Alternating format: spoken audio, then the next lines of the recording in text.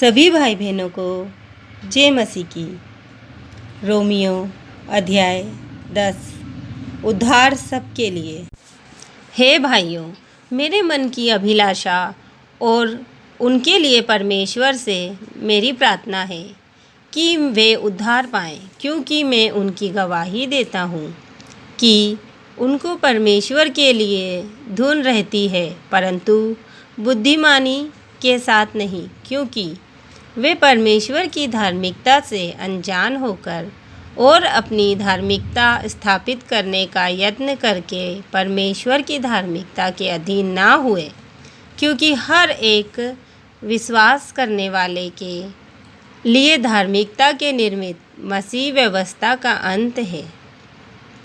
क्योंकि मूसा ने यह लिखा है कि जो मनुष्य उस धार्मिकता पर जो व्यवस्था से है चलता है, वह उसी से जीवित रहेगा, परंतु जो धार्मिकता विश्वास से है वह यूँ कहती है, तू अपने मन में यह ना कहना कि स्वर्ग पर कौन चढ़ेगा, अर्थात मसीह को उतार लाने के लिए, या अधोलोक में कौन उतरेगा, अर्थात मसीह को मरे हुओं में से जिलाकर ऊपर लाने के लिए, परंतु वह क्या कहती है, यह कि वचन तेरे निकट है, तेरे मुँह में और तेरे मन में है।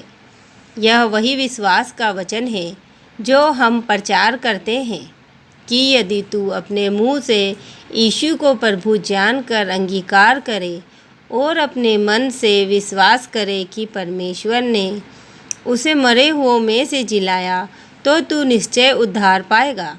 क्योंकि धार्मिकता के लिए मन से विश्वास किया जाता है और उद्धार के लिए मुँह से अंगीकार किया जाता है, क्योंकि पवित्र शास्त्र यह कहता है कि जो कोई उस पर विश्वास करेगा वह लज्जित ना होगा। यहूदियों और यूनानियों में कुछ भेद नहीं, इसलिए कि वह सब का प्रभु है और अपने सब नाम लेने वालों के लिए उद्धार है, क्योंकि जो कोई प्रभु का नाम लेगा वह उद्धार पाएगा।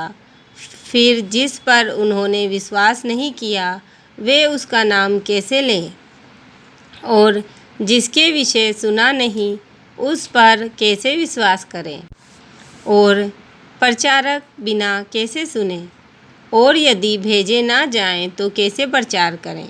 जैसा लिखा है, उसके पाँव क्या ही सुहावने हैं जो अच्छी बातों का सुसमाचार सुनाते हैं, परंतु सब ने उस सुसमाचार पर कान लगाया। यशायाह कहता है, हे प्रभु, किसने हमारे समाचार पर विश्वास किया है। अतः विश्वास सुनने से और सुनना मसीह के वचन से होता है।